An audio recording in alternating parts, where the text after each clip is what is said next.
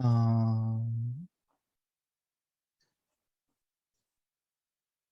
and there's that. And welcome, welcome, welcome, welcome, welcome. This is Live from the Den. I'm your host, Tayamu Denku. Tonight, we have, actually, it's crazy because we actually have somebody I've known since high school. We got Natalia, Galazar, Crumby Art. How are you this evening? I am good. I want to call you by your real name, but I'm afraid it's like a Batman Bruce Wayne situation. Like if I say your real name, do I like out you and then like the facade is over? No. You could do the real name. It's all good. But yeah, how's it going? It's good. You know, I'm alive. How are you? Same. Yeah, I had a I had a skid fall on my ankle today at work. Oh, so I got what? a bruise. I got a skid that holds forms, whatever. It fell on my ankle. So yeah, bruised ankle going on. Shouts to my dude Rambunctious, who is not able to be with us, but way to be on my toes because he let me know about 40 minutes ago. But it's all good. It's all good. Shouts to him. You're here. We got it going. We're gonna have fun. It's gonna be dope. But yes. So yeah, Crumby Art. Crummy Art. It's a play on words. The B is silent. What the? So hold on. I've been saying it wrong. You're not the only one. People always said crumby or they said crumbly. And I'm like, man, nobody has a sense of humor in this world because crumb, like, do you pronounce the B in crumb? No. The bread. So I did it because it was a play on words, like crummy art, crappy art, not that great art. Played into my own securities. I love setting people up for disappointment because then they're pleasantly surprised. There you go. Yeah. There you go. I love setting people up for disappointment because then they're pleasantly surprised. Oh, wow. That replayed itself. There is nothing more horrifying to me than hearing my own voice on playback. It's like a nightmare. That was not intended. That was not intended. I will not watch this back because I cannot listen to my own voice. Oh.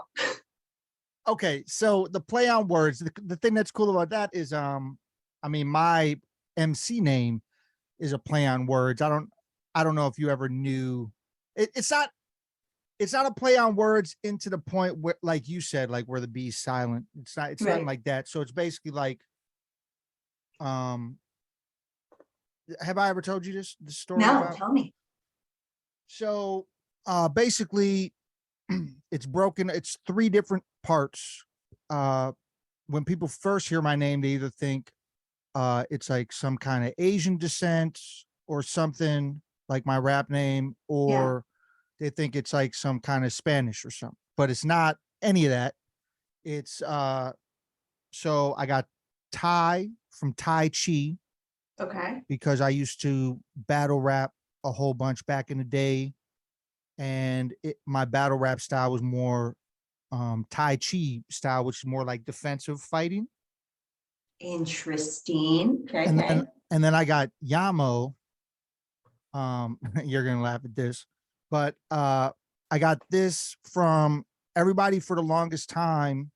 When I get like real tan or whatever, they thought I was Latin, but I'm not at all. So I just did a play on Spanish.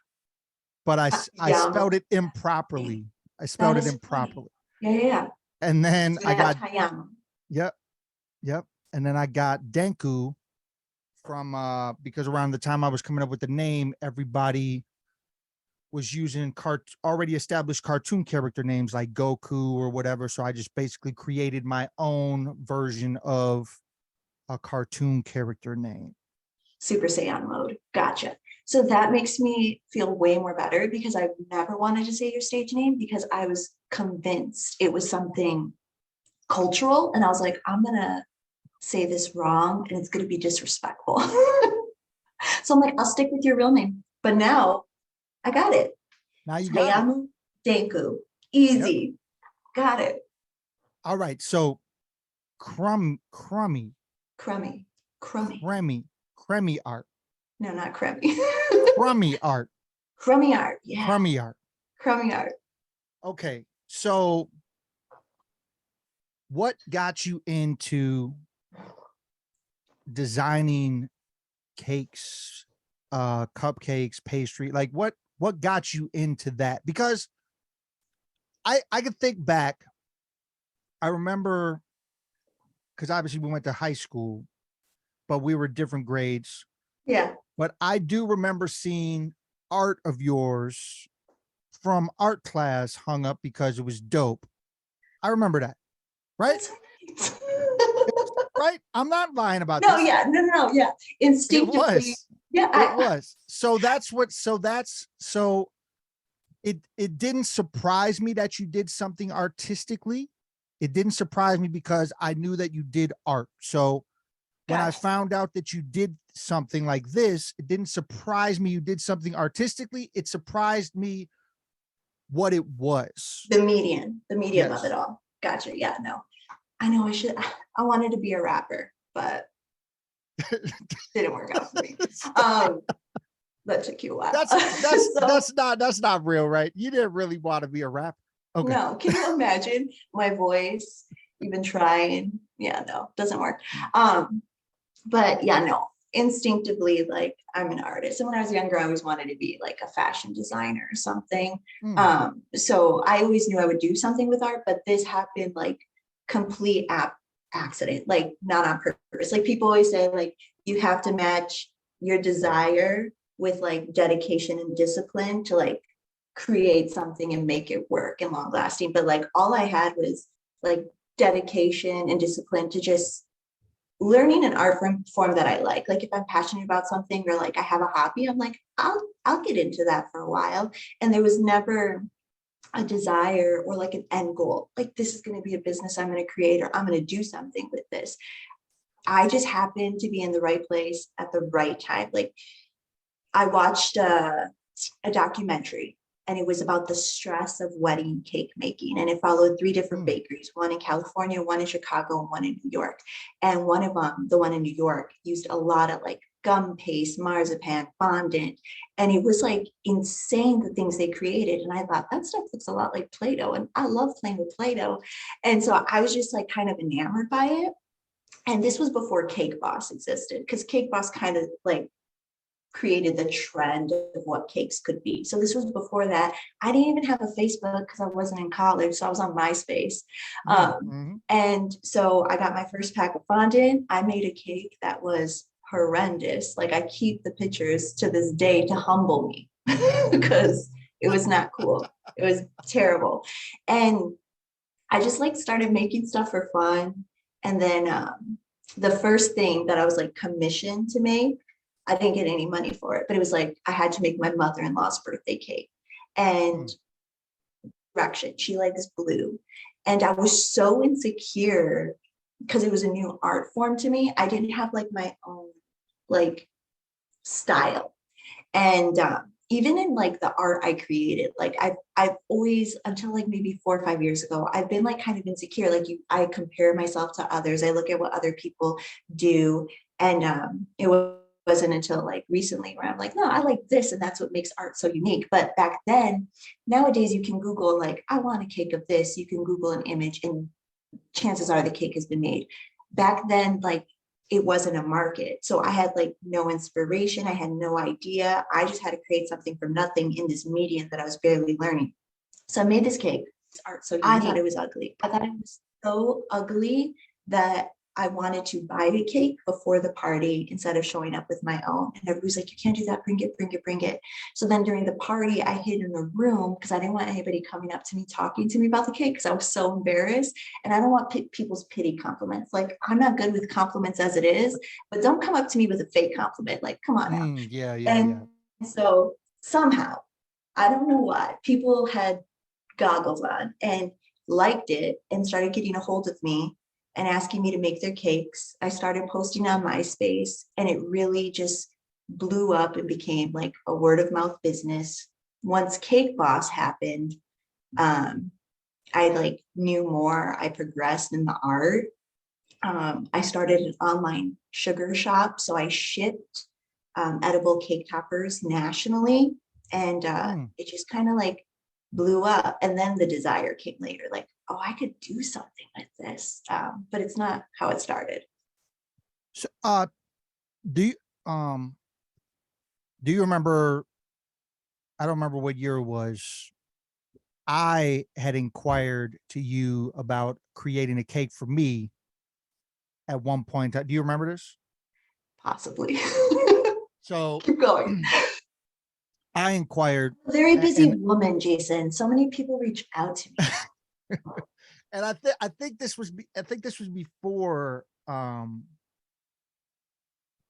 before things were fully established. I think I had saw pictures that you were doing cakes and designer cakes, and I was like, oh, these are really dope. And I was like, I bet she could hook up some dope shit for my my oldest daughter's birthday. And I had asked you at the time, that's when Yo Gabba Gabba was popular, right? Oh, yeah, we have it, yes. And I had asked you, oh, you think you could do a dope Yo Gabba Gabba cake? And we had talked about it, and we talked about it, and we talked about it. And you seemed like you were definitely down to do it. And then something had happened. I feel like my mom, without telling me, this is totally something my mom does. Ordered I a feel like cake. my mom, got a cake without even saying shit to me about it. And then I was just like, well, I don't need the cake anymore because this happened. But I was looking forward because she's got a typical cake from like, I don't The know where grocery store. from. Yeah, Yeah. something like that. Yeah. And then there was also the idea like where people were saying to me like, "Oh, are you sure you want to spend that on a cake?" And I was like, "Well, she was going to hook me up for a pretty dope price because I know her." And then they were like, "Oh, well, yeah, but your daughter's only like 3 years old. Like, is she going to appreciate it and is it going to be like memorable to her?" And I was like, "Well, we could take a picture and that could be the memory down the road that she would remember and look back at, that there was this one time I had a dope DJ Lance Rock just sitting on my cake and I ate him." Exactly. There was this one time that you had a dope ass design cake custom made for you that wasn't from the grocery store. But that didn't happen. We did not get there. That did not happen. But I am completely confident that you would have been able to hook that up and it would have been dope. Yeah, no, for sure. And that was like probably like one of the biggest struggles of my business, like in those days, like starting it up, like the price points, like because there was nothing to compare it to. And it's like, this is definitely worth more than a Walmart cake. But it's also like, what are people willing to spend? It's definitely a piece of art, but it's not long lasting. And I think that was always one of my struggles too. Even later when I was established and I had the bakery, people pick it up and they're like, I don't think I want to eat it. And I'm like, no, but you have to, because what's inside is good too. And it is kind of like crazy. Like I spent hours on a design, like every piece is like molded and handcrafted. Like I didn't use like stamps, I didn't use molds, like I hand painted everything.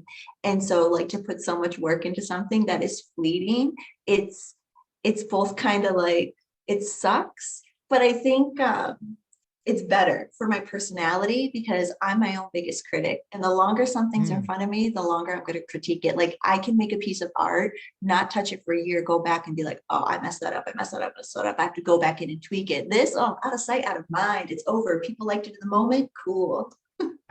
All I need. There it is. There it is.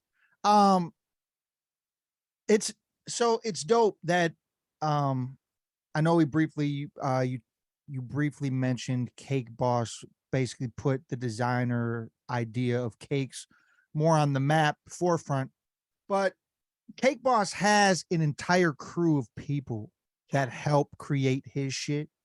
You seem like you did a lot of this, like you explained, like yourself. So Yeah. that's what makes it super dope to me because yeah, it's like your own piece of art. It's not a piece of art that an entire bakery assembled and helped you put together. Not saying he can't design dope cake by himself. I'm just saying that's what you did. You would create these cakes by yourself. And that show always blew my mind. Like watching that, I remember watching the show would always blow my mind. And then knowing that I knew somebody that made dope designer cakes kind of was like that. It's kind of cool. That's yeah. Like the talented aspect of it was like my like height, but also my downfall though, because like in the business, like when I opened up the bakery, like yeah, I had a baker. And then I ended up getting like interns and like other cake artists, and they would assemble the cakes and they could frost them for me. So then I'm like, cool, all I have to focus on is like the artwork. But then once I would bring somebody in that I'm like, they could like, they wanted to grow in like their art and like creating fondant and stuff like that. I had customers coming in who specifically wanted like Natalia to make it. Like they wanted her art stamp on it because like you get people who are visual and they just creative freedom. Like, this is the theme I want, do what you will with it. Those are my favorite, right? Because then I'm not restricted. Then you get the people who come in with a picture and like, this is what I want. I hate those people because they can't see outside the box. They're expecting something, and stylistically, it might be different, and they already have it set up in their head. And so people trusted me that I could, recreate something, or at least if I wasn't going to copy something, which I always tried not to do, like I Yeah. will do something similar, but in my own style. Like they trusted my style, and it began to be like what everybody wanted. Nobody wanted to take the risk on somebody else that was working for me, because I was like ultimately my own brand. And that was essentially my downfall because I can't do it all. I can't do it all the time. Someday I want to retire, like I don't, Well, it's true. I understand it's hard to do everything yourself, but when you do everything yourself, I feel like you become like you feel like you're more accomplished when you're finished with something. When you do it, it might be a lot on the plate, but I feel like you feel more accomplished when you're done creating, like when you do it all yourself. Because obviously two completely different things, but music wise, I yeah. like to do everything myself. I don't. I taught myself how to mix. I taught myself how to master. Taught myself how to record. I went to college for graphic design, so I taught myself how to do that stuff. I basically uh, make my own tour flyers, uh, do my own flyers for shows, do my own promo, and I've been doing it for years. I'm probably not where I want to be. I mean, obviously, I've been super grind on the music shit. I'm I feel like I elevate every year just a little bit, like a little more step up every year. But I've gotten to do some amazing cool shit. Um, and I feel like that's probably what you got to do. Like you probably got to do some amazing cool shit. Oh yeah. Being, being having your own bakery, your own art, your own design. I mean, that's dope. But Yeah. I understand from where you're coming from, owning a bakery by yourself. Yeah, I guess that could be a lot of work. But Well, like for me, like I get what you're saying because yeah, like social media, I'm picky about things. Like the social media I would handle, the even like the way the storefront looked, like I would handle. Sometimes I would try to delegate that, and then like I would have an employee and they would do a really good job, but it wasn't like the way I liked it. So then they would go home for the night and then I would redo it. And it's like, those are some control issues on my end. But it's like, ultimately, like the brand was me. Like it was my namesake. And so it's like, you are your own brand. I mean, and so Yeah. like you want the control because it's like you need it just right. But now, no, I'd rather delegate. Teamwork makes the dream work, Jason. Like my personality, like I am a dreamer and I like to come up with things and I like to create processes and I have all these ideas, but I'm not like, I might be the architect, but I'm not like the construction team on the floor making it happen. Like my ideas bounce around so crazy. I need somebody to pull in the reins. I need like a person there that's like, Natalia, this is your budget. You are going over it. You need to remember also, this is reality. You're thinking of something completely fictional. I need people that are like being practical and handling the things behind the scenes that I forget about because I'm so focused on the frontward stuff. And so I think every personality exists differently. I think when I put so much pressure on like the brand being me, it just weighed a lot on me that now it's like I work backwards. My whole life is backwards. So like I think a lot of people, when you graduate school and you're gonna like start a career, like the whole idea of entrepreneurship is like somebody isn't fulfilled by whatever they're doing. And they're like, I have a dream and someday I'm gonna quit my job and I'm gonna like open a diner, I'm gonna do this, I'm gonna do that. Like, and they have the skills that help them create that. Like me, I jumped straight into entrepreneurship. And then I like to say I retired from it. And then now, like in the business world, like everything I learned there was more than I could learn in college. And like with that wisdom of like being burnt out and like maybe doing too much and like not and holding my hands too tightly to things I should probably let go of a little, like I'm able to be a better boss now. I'm able to be a better team leader and I could be more successful in an area that like creatively I wouldn't see myself in, but I'm able to like thrive now because I still can be like creative in how I deal with people. Interesting. You know, So when Jay-Z is like, I'm not a businessman, I'm a businessman, I'm like vice versa. So now I'm not a business, I'm literally just a businesswoman. okay. So the bakery itself, um, so it wasn't it wasn't it wasn't the pandemic that ended it, or was or what A little happened? bit, a little bit, but it was like perfect timing for me. So if you look up Crumby Art, it still exists out there on social media because there's no I don't have to turn it off because I know I'm going to do something with it again. I don't have a plan. That desire again isn't there. I have dedication and I have discipline. So something will happen, but the way people do business is changing every day, especially post pandemic. And so I know I can like dream something up with it still. Um, but as far as like the brick and mortar shop, yeah, like when the pandemic came, it kind of came at a time when so much stuff was up in the air and it just like solidified an answer for me. My business partner at the time was moving out of state. We weren't sure what was going to the place we rented. We weren't sure what the outcome was for that. It was going to be up for sale. And then we did a lot of Comic Cons, so trade shows, and all of those shut down. I mean, they just kind of made a resurgence this past year. So all of like those stream, like the way we really got our streams of income were kind of like just closing avenues. And so I went back to going under the farmer's market law, baking from home until I figured out like maybe I'm going to want to reopen, or maybe I would do a food truck, like a bakery truck. I kind of like left up in the air. And it was while I went back in reverse to everything being on me and doing everything again, I just like couldn't keep up anymore. Like I had so many people reaching out. I had built so many relationships. I had such a widespread clientele that I was going to have to end up losing people and saying no to people because alone there was no way it was going to happen. And the pandemic did a crazy thing where it was like everything was shut off. And then it was like slowly like, okay, yeah, you could kind of do it. And it was like, boom, everybody wanted something. So I just like wasn't able to transition that quickly. But for me, it was a really good thing personally as an artist.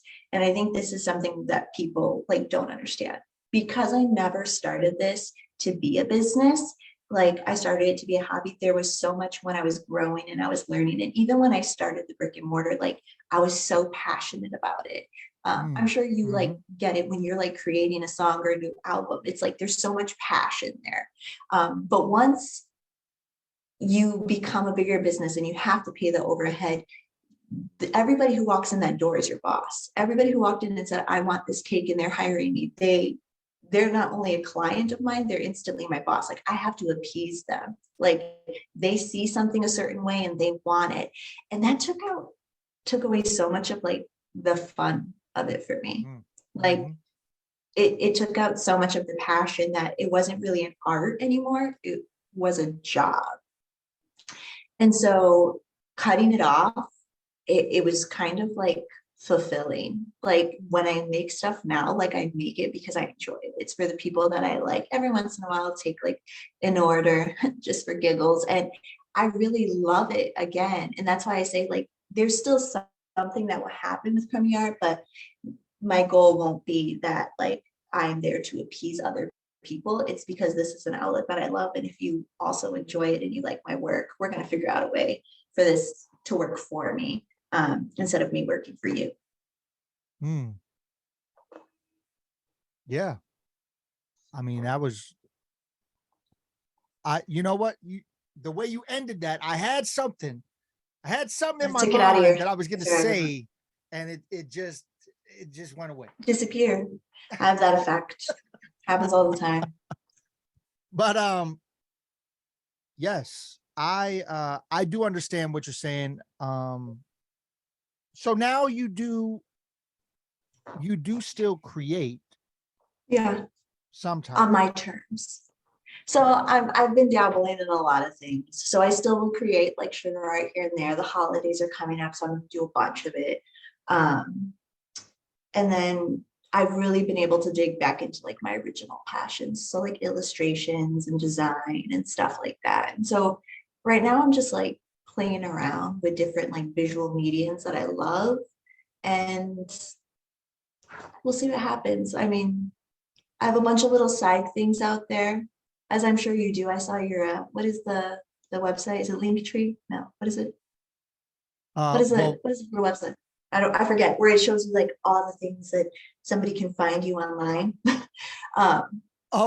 Yeah, well, I do have a Linktree and it does link to all my so like everything. videos. So like, I mean, so there's like things like I create digital art and I sell stickers, and people like never know that. It's not something I promote. It's just something I have out there that I do for fun, and it gets hit every once in a while, and then for a while I was doing like YouTube videos for kids, because the biggest thing I miss about my shop is actually teaching kids. Like we would hold classes every other weekend. And yeah, and I really love that, because like seeing the creativity in other kids and how they catch on, and they're there because they like are so curious and they enjoy it. Nobody's being forced to go make a cupcake. It's like they ask their parents to come and learn this. So it's a great time. So stuff like that. So yeah, I'm still playing around with different outlets. But again, it's just like something that's on my terms now.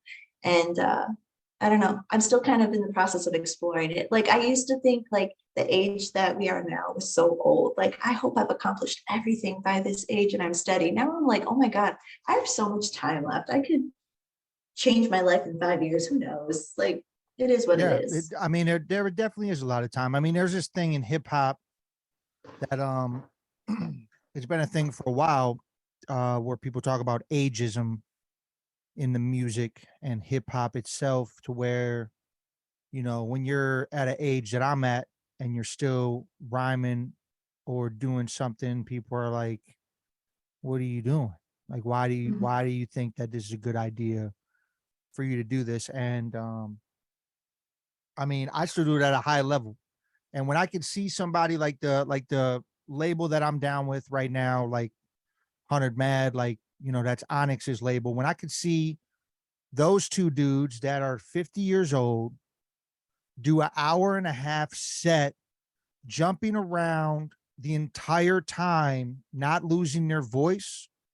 I'm like, that's 10 years away for me.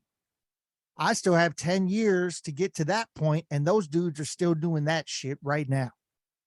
Like touring Wow. worldwide, jumping around for like hour, like over an hour set, and not even losing their voice. I don't even understand because they have the like scream style shit, like hype music shit. Yeah, And I'm like just coming like, straight from like throat. I'm Yeah. just like, how do you do that and not lose your voice? Because I do like, I've gotten better at it.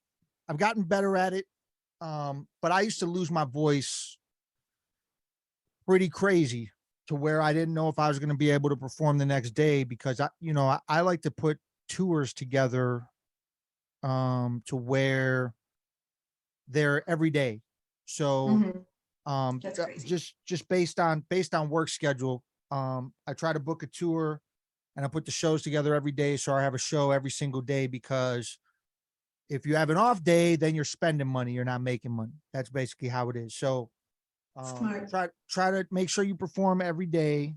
But the thing about that is um you got to try to preserve and save your voice and your energy for all those days because touring is anybody out there that's ever toured or booked their own tour musically, um it's hard. It's a very hard thing to do. It's a lot of stress. It's a lot of fatigue.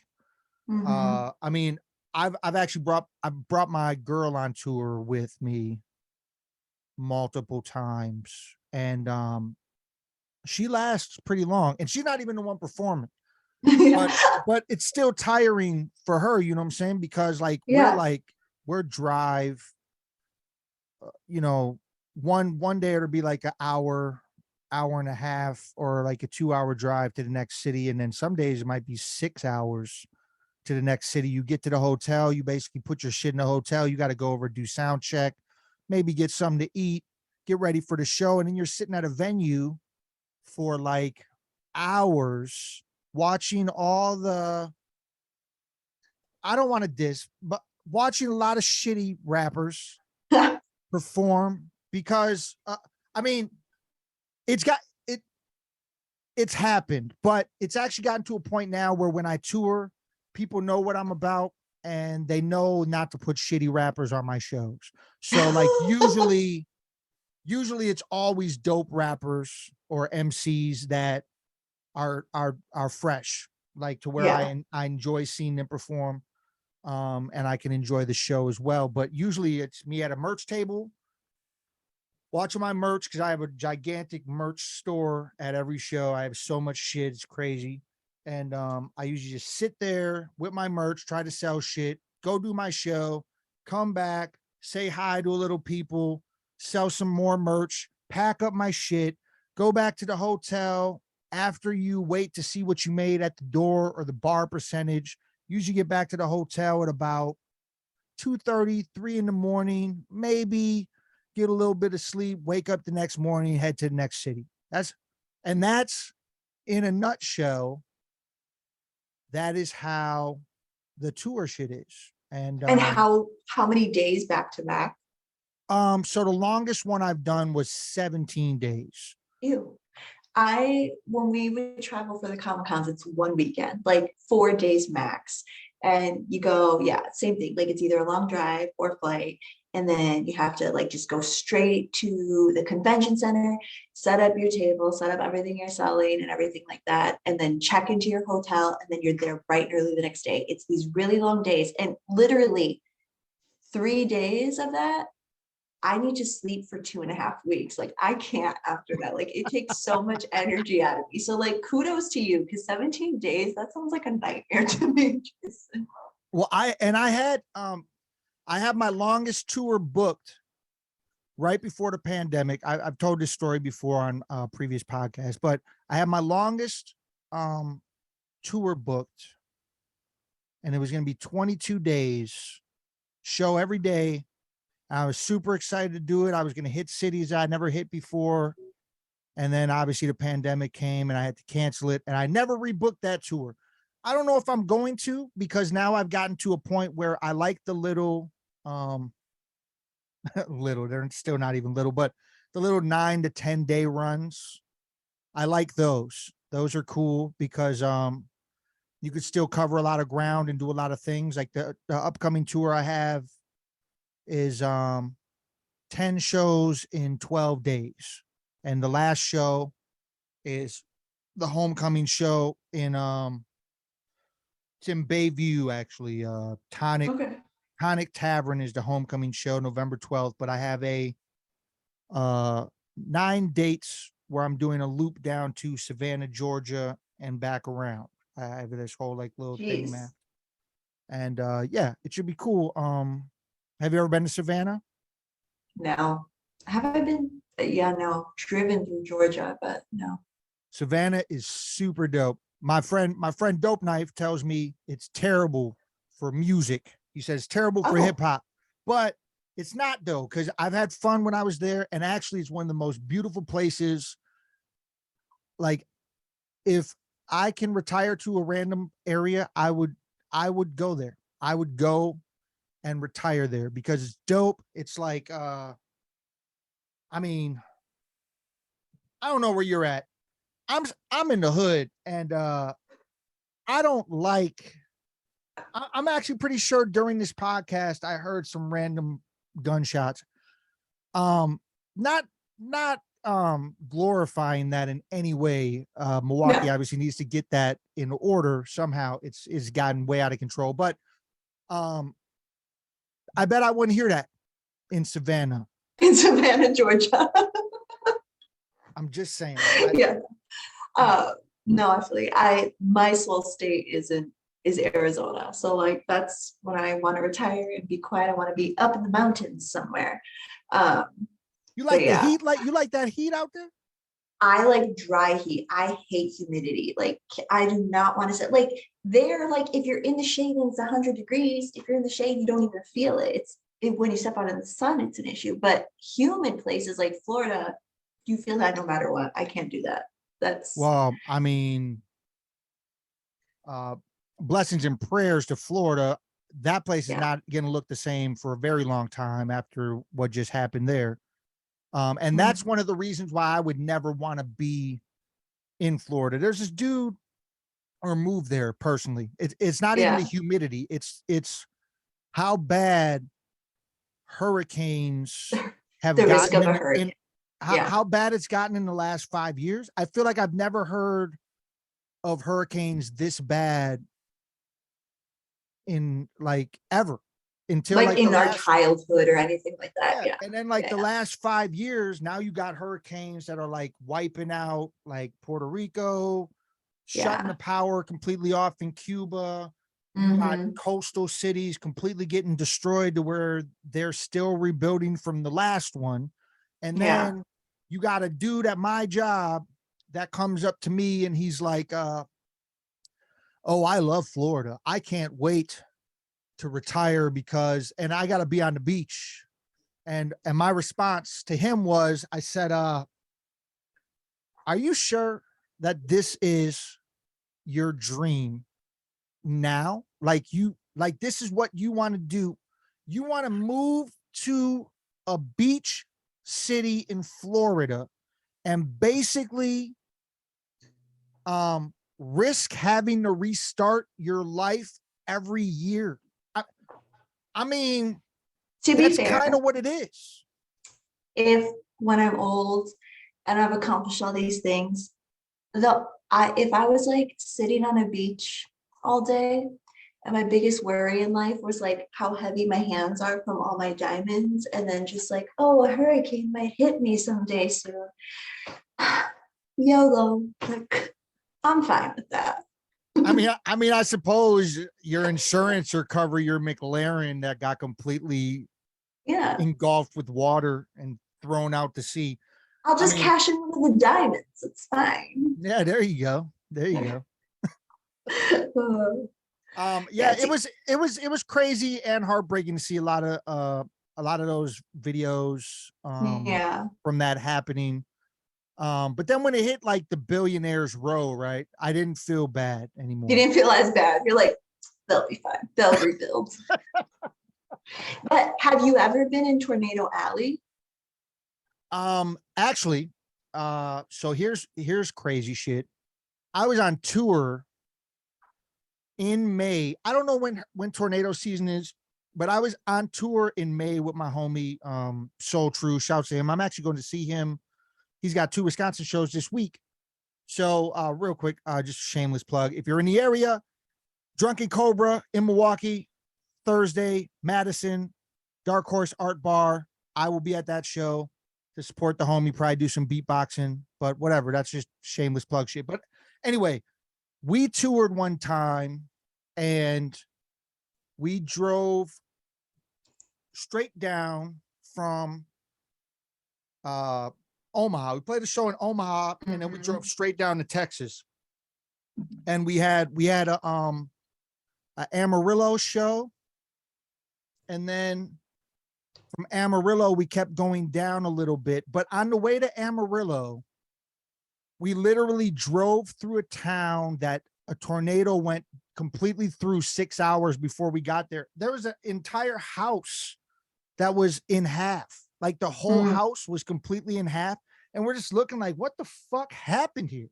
Like this shit is crazy. And then we get to the hotel and and we just randomly looking at the news and they're like, oh, be careful for these tornadoes. This weather might affect you. And we're like, we just drove through that fucking town that shit happened. Like shortly after the shit happened. Like it was crazy to drive through that. And then, but then it got crazier because then when we came back up, I've played Tulsa, Oklahoma numbers of times. Tulsa apparently Oklahoma gets fucked with all the time. Yeah, all the time. Yeah. And when we were in Tulsa, I don't even know why we decided to do the show. Like we were in the hotel. They're basically like, this could be bad. It could brew a tornado. And then he's on the phone with his dude. He's like, oh, they're already at the venue waiting for us to get there. I was like, do you see this shit out the window? Like, you want to drive to the venue? He's like, well, they're there waiting. They said it's not closed down. I was like, all right. So fuck it. So get in the car, start driving. There's no rain outside yet. It's just clouds. It looks a little fucked up. It looks scary fucked up. Like the clouds look crazy. Twister. Yeah. We drive a little bit, gigantic raindrops. I'm talking about the size of my palm shit hitting on the windshield. Like, and then it's just like a few like big ass drops. And then we get on the freeway. Oh shit. Crazy. I couldn't see shit. It's just like waving across the freeway, all different directions. And then like, the freeway's damn near completely covered in water. We get off the freeway and then, water's rushing down this one road. I'm like, oh, we can't go that way. So then we turn down this other road and we're going to go through this park with no lights. Beautiful. We get to the bottom of the hill. There's water shooting out of the sewer cap, right? Shooting out of the sewer cap. Turn around. We somehow find a way to the vet. There's video footage of this somewhere. Like I have it on my Instagram somewhere. There's footage of this.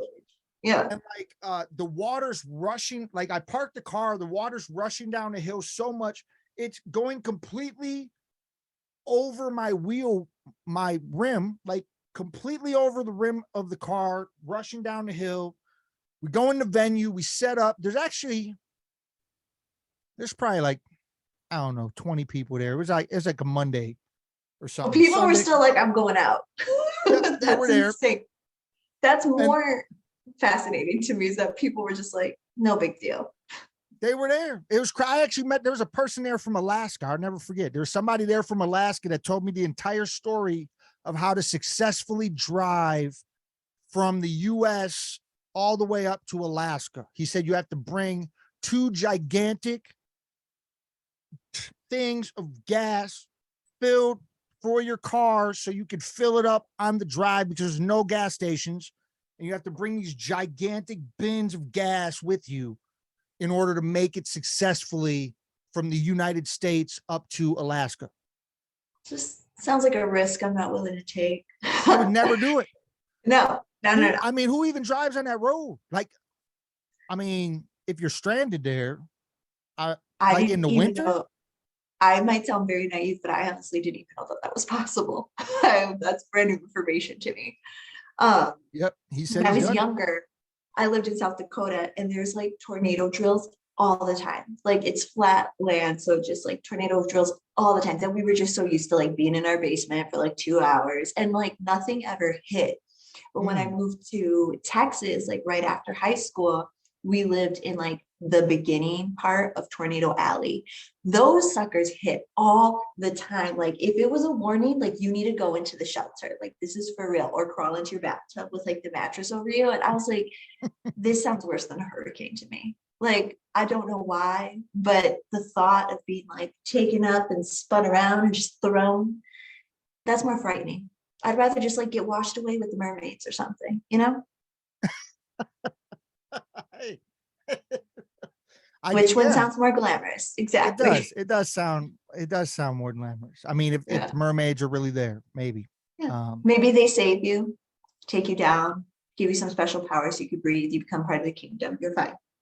I mean, it could be the weird mermaids that are in like those horror movies. Yeah, like the creepy ones, just like feast on you. That's also a possibility. Either way.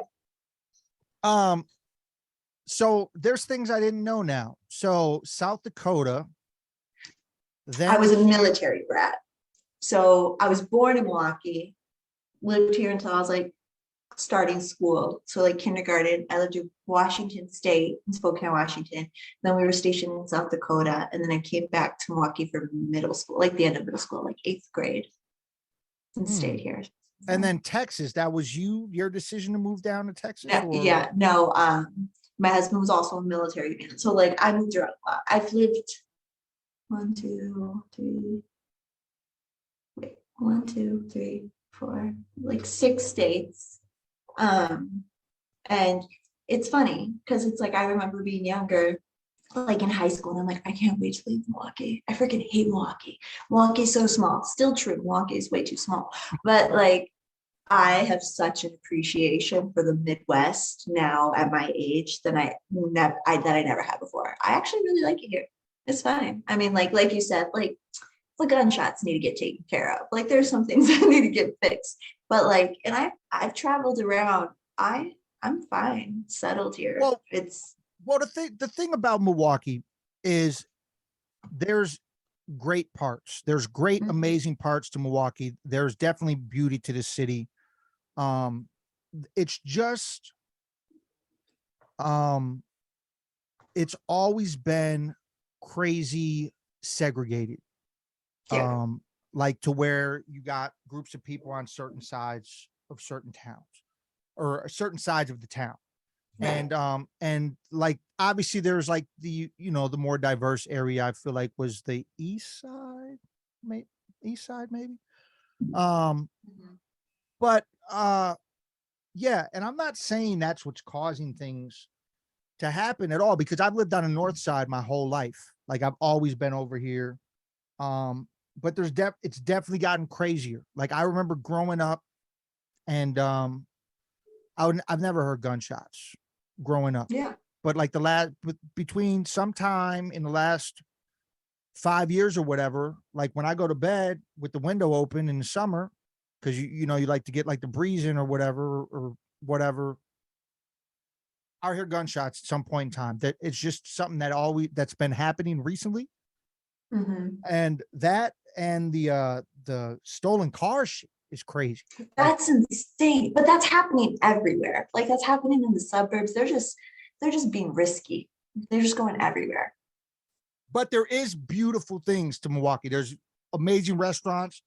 There's so much culture, like minus the segregation. Like there's so much natural culture in Milwaukee. Yeah. Yeah, there definitely is. Yeah. And I mean, you can find pretty much any type of food spot here.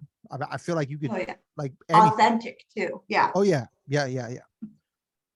So yeah, I mean, there's definitely good things. I actually, as much as I hate driving in snow, I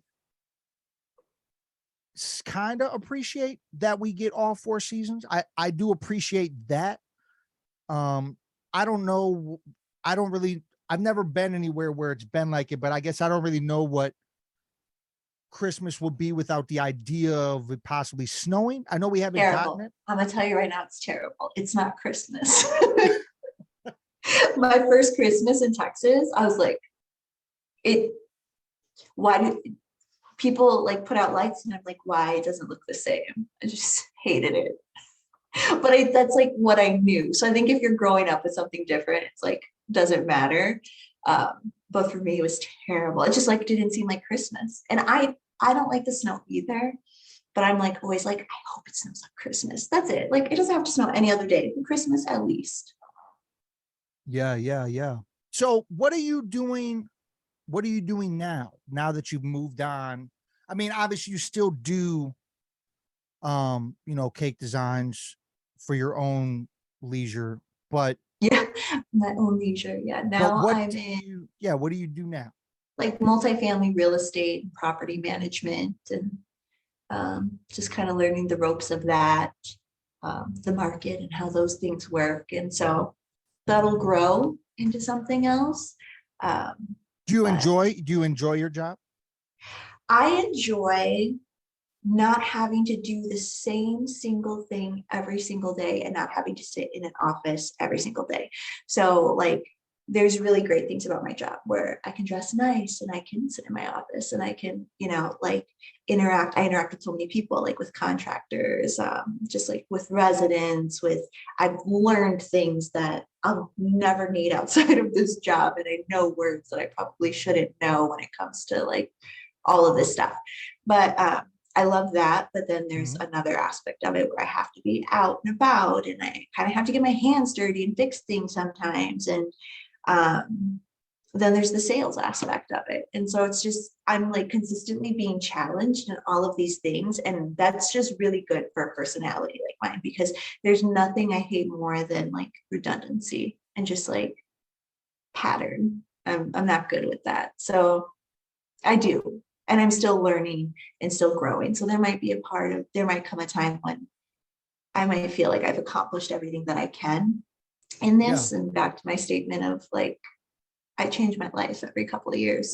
So it's just, this is the season I'm in now. Okay. So we're getting pretty close to an hour. Let's try to wrap here. Let me ask you this. For an upcoming young entrepreneur that wants to dive into whatever direction of their own business model they want to, what's some kind of tip or pointer you might give them to fulfill what they're looking to do? Yeah. Well, I think it's twofold. I really go back to that, like match your desire to your dedication and discipline. Like you can have the dream, but it's not good. The dream isn't going to get you anywhere. Like you have to be proactive. And sometimes it takes something to break for it to be like made real. So like don't feel so discouraged by like doors closing or getting beat up here and there, or hearing criticism that isn't going to work for you. Like the only reason people become great is because they persevere through all that.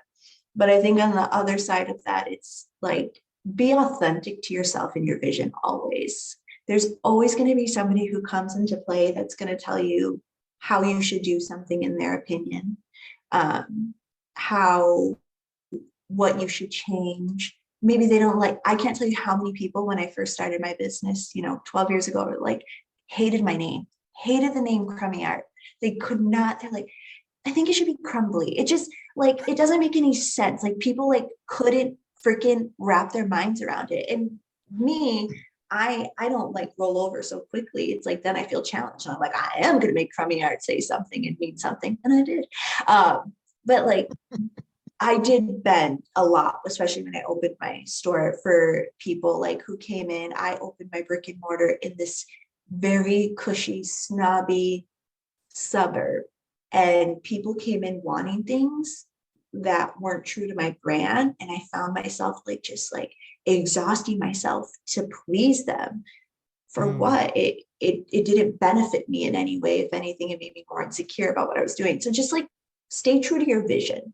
Like don't let anybody else sway you, because like ultimately it's your passion. And once passion becomes like a job for somebody else, you're going to lose heart in it. It's not going to be fun. It's not going to be fulfilling, and you're just going to resent it. So just like stay true to what you believe in and how you envision it. I like that. I like how we ended that. And yeah, I mean, so this means that I had you on the podcast. We're a little more cool now. So, you know, my daughters are still young. I might have to hit you up for I'm just playing. I mean, I might though. I might hit you up for like, hey, We'll see what happens. No promises. Maybe grandma buys another cake. maybe. I don't know. But this has been great. This has been live from the den. I'm your host, Tayamu Denku. This is Natalia, Galazar, Crummy Art Bakery. I did It'll it. stick. Yeah, you did it. I did it. Okay. So yes, this has been great. This has been a lot of fun. I appreciated chopping it up with you, and maybe we will get to do it in the future if you maybe reopen or brand or whatever happens. You never We'll know see what what will happens. happen. But it's Yes. been great. I appreciate you being on the show, and you have a great rest of your night. You too. Take care. Thank you. All right. Thank you. Peace. Bye.